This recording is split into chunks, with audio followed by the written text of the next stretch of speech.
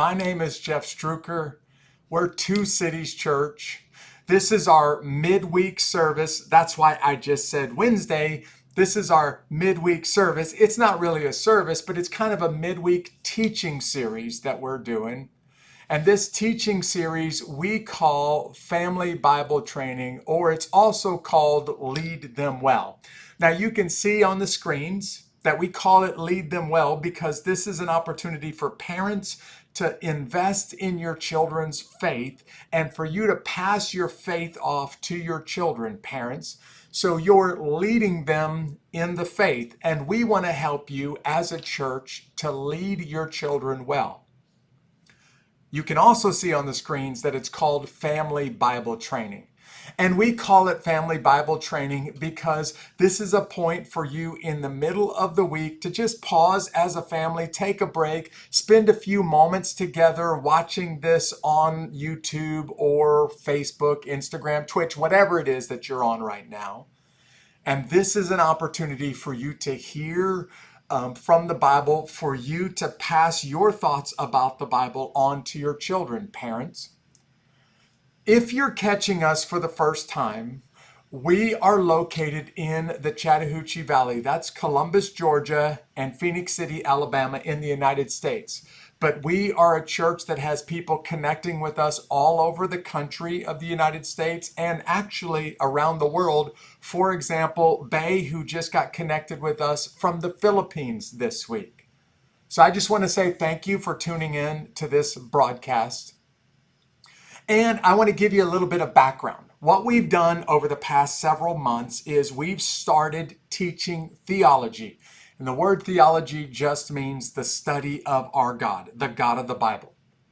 We started by learning a little bit about God's character and his nature. And then about 8 weeks ago, we began looking at who our God is by reading the first chapter of Genesis and looking at the creation account. If you're familiar with the Bible, you know that the Bible describes God creating everything that we see around us, and he did it all in 7 days. So what I'd like to do for you now on the screen is I want to give you a summary of what we've learned, because today we're going to look at day 7. So if we were to go back in time, here's what day 1 told us about creation. On day 1, God said, "Let there be light." This is really, I said, the moment that our clock started working for the first time. This is the moment that God spoke a word, and by speaking the word, the thing that he spoke came into existence. On day 2, the Bible told us that God created the sky and he created the waters, and he separated the sky above us from the universe beyond us, kind of separated our clouds and our atmosphere from what happens outside of our atmosphere in the universe. Then in day 3, God created the oceans and he created the plants, and God made the oceans to limit them where they could go. He basically set their borders at the beaches, and that's why we can go to the beach and we can have fun, and the ocean waves keep rolling in, but they never roll all the way up to the mountains and cover all of the land. Day 4 of creation, God made the stuff that we see in the skies. Think about it this way. He just spoke the word sun, and our sun came into existence. He spoke the word moon, and the moon came into existence. He spoke the word stars, and not only did all of the stars of the universe, all of those planets, all of those galaxies, all of everything in the universe come into existence, but he made it in such a way that we could see it on day 4, meaning that light had already traveled from wherever he created those stars, and it had already traveled so that it could be seen from Earth. Day 5 of creation, God made all the stuff that's in the air and in the water. And then on day 6, we spent several weeks looking at day 6 of creation, because on day 6 of creation, God made the pinnacle, the greatest aspect of his creation. He made the animals, all different shapes and sizes, but he made human beings. And we spent 2 weeks looking at how God created Adam in his image, how God created Eve in his image, though God used different material at different times to make Adam and Eve, he still made them both on day 6. And he made them both equally in his image. They're different from one another, but they're equally in his image, which brings us to today. Today is day 7 of creation.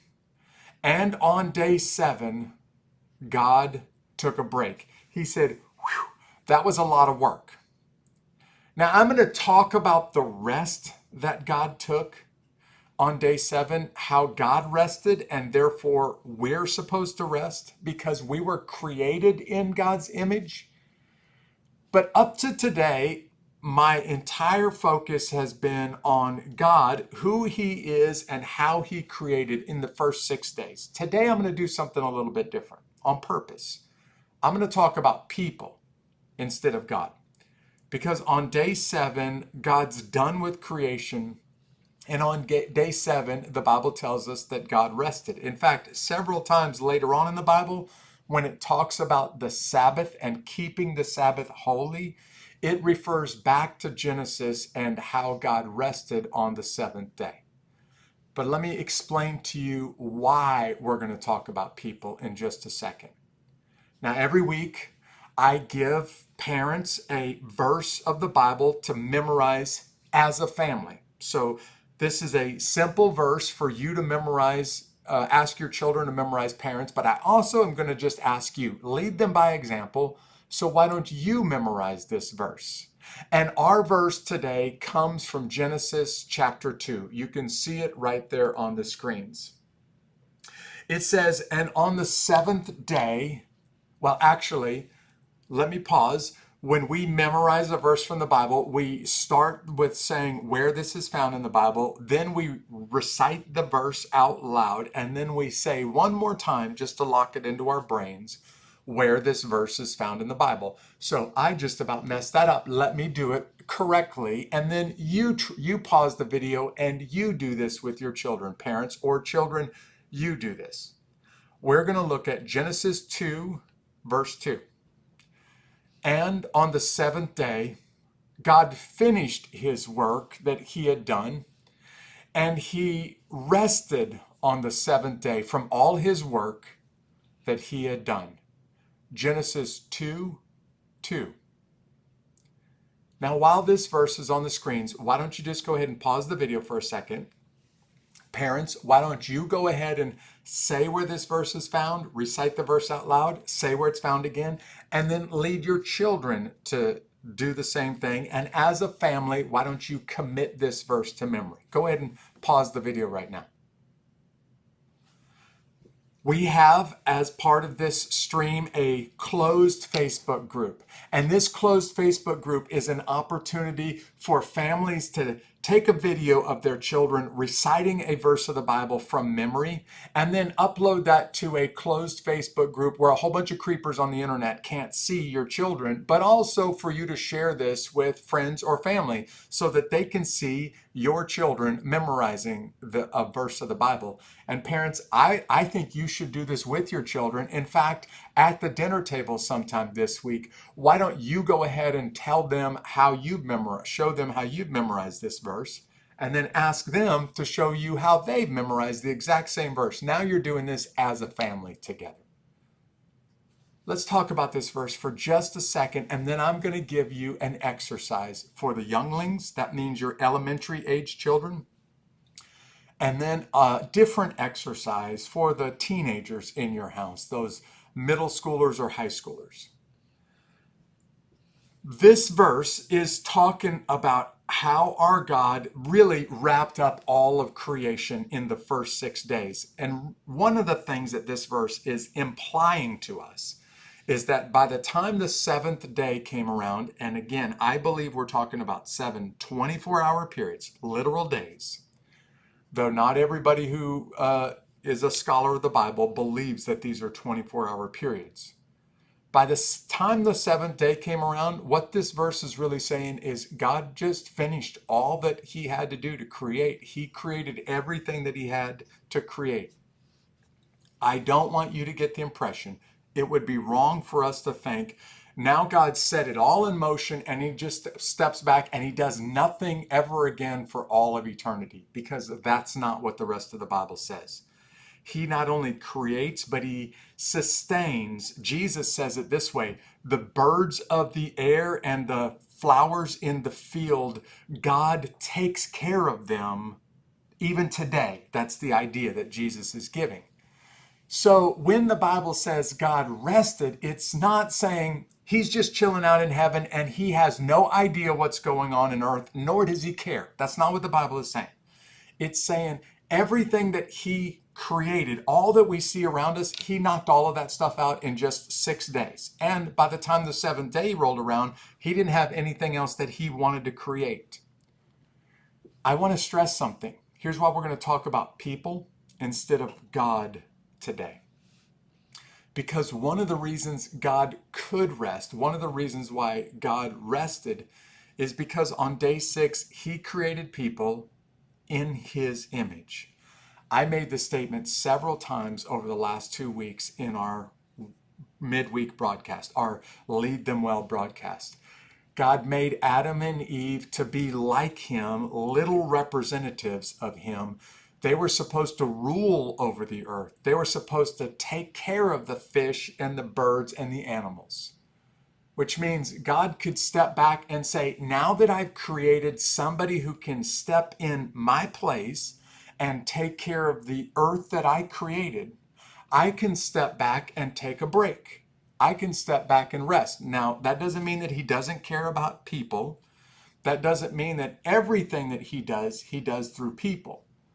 But it does show that you and I, created in his image, have a responsibility, a holy responsibility to take care of the stuff that God created. Now, I want you to understand how important rest is, because it made God's top 10, literally, the top 10 commandments. One of those commandments is that human beings are supposed to rest on the seventh day. Now, back in Bible times, they started the day when the sun went down, and the day ended when the sun went down on the next 24-hour period.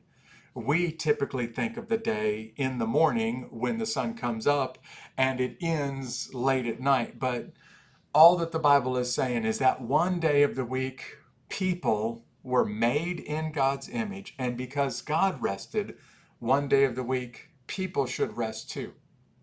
So I want you to think about rest as kind of a holy endeavor. It's a godly pursuit. Now, that doesn't mean that we're supposed to be lazy, but it does mean that we're supposed to rest in the same fashion or similar to the way that God rested. So now, parents, I have an exercise that I want you to do with your children. And this is something that you can help them with tonight. I want you to help the children think about all of the stuff that they did today, all of the play that they did, all of the energy that they spent. If there was chores, the chores that they did. If there were games that they played, the games. All of the things that they did today. I want you to ask them to write those things down on a piece of paper before they go to sleep tonight. And then if you're in the habit of leading a family prayer or leading your children to pray at night before they go to bed, right before they get into bed, tonight would be a good night for them to thank God for the energy that made it possible for them to play in the yard and to do chores and maybe to be able to do a little schoolwork, even if that's from home right now because of the coronavirus. Ask them to think about the strength that it took to throw a ball, or the strength that it took to play in the sand pit, or the stuff that they were able to do, the energy and the strength that it took to do those things. That energy and that strength comes from God. And so before they go to sleep tonight, a good exercise is to help them recount all of the awesome stuff that they were able to do today. And then just thank God for giving them the strength and energy to do it. And parents, you can lead them in that prayer as they thank God tonight. Now, of course, for the teenagers in your house, That seems a little bit too simple. In fact, they may be insulted by it, or you know the deal, roll their eyes about it. So I've got an exercise for the teens. This is your middle schoolers or high schoolers. And maybe right now, parents, you're working from home. Maybe you're not. Maybe you're going to the office. You may not have a job that allows them to do this. But teenagers, if your parents, either mom or dad, can do this with you, someday soon, maybe this week, maybe next week, would you see if you could go to work with them and spend the whole day from the time that they get up in the morning until the time that they go to sleep at night, spend the whole day working with them to see what it's like to work for a living? And then to go to bed at night thanking God for the energy and the strength that mom and dad have to be able to pay the bills and to be able to pay the rent and be able to pay for a bed for you to lay your head down at night. This is a good exercise as a teenager because one of these days you won't be living with mom and dad anymore.